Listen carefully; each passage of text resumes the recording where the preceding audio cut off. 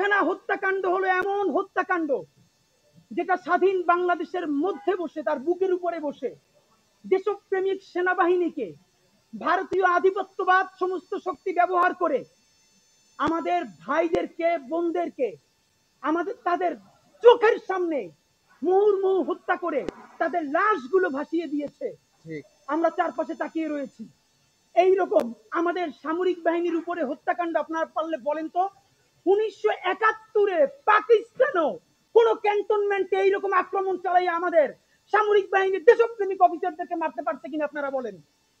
পাকিস্তান আমাদের আর্মিকে যেরকম এইরকম মারতে পারে নাই, ভারত এবং আওয়ামী লীগ মিলে পিলখানায় আমার 57 জন সেনা অফিসারকে জঘন্যতম ভাবে হত্যা করলো, তার স্বীকৃতি এখানে নাই।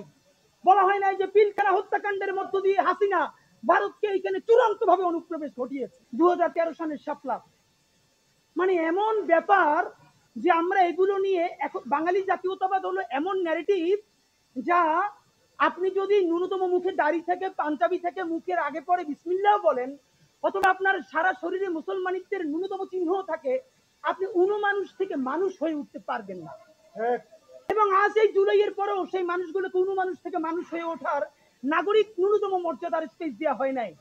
যেই শাপলা গণহত্যায় সারা ঢাকার মধ্যে রাতের আধারে প্রকাশ্য দিবালোকে গুলি চালিয়ে অগণিত মানুষকে হত্যা করা হলো, এবং যেটার মধ্য দিয়ে ফজরের মধ্যে রক্ত ধুয়ে হাসিনা প্রথম শক্তি পেল যে কোনো গণহত্যা চালিয়ে ফজরের আগে রক্ত ধুয়ে আবার দেশ চালানো যায়, সেই গণহত্যার কোনো স্বীকৃতি নাই।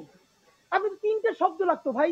আপনি যেখানে বললেন 1975-এর 7 নভেম্বর, আপনি বললেন 90-এর অভ্যুত্থান, আপনি বলেন যে পিলখানা হত্যাকাণ্ড, শাপলা গণহত্যা। আপনি এতটুকু ঠিক কোন রাজনীতির কারণে বাদ দিলেন? সেই শাপলাকে আপনি বাদ দিয়ে আপনি কোন ফ্যাসিবাদ আবার আনতে চান? আপনাদের এত হীনমন্যতা কিসের? শাপলাই হীনমন্যতা, পিলখানা হীনমন্যতা, তাহলে তাদের রক্তের বিনিময়ে যে সরকারে আছেন সেখানে থাকতে আপনাদের লজ্জা হয় না?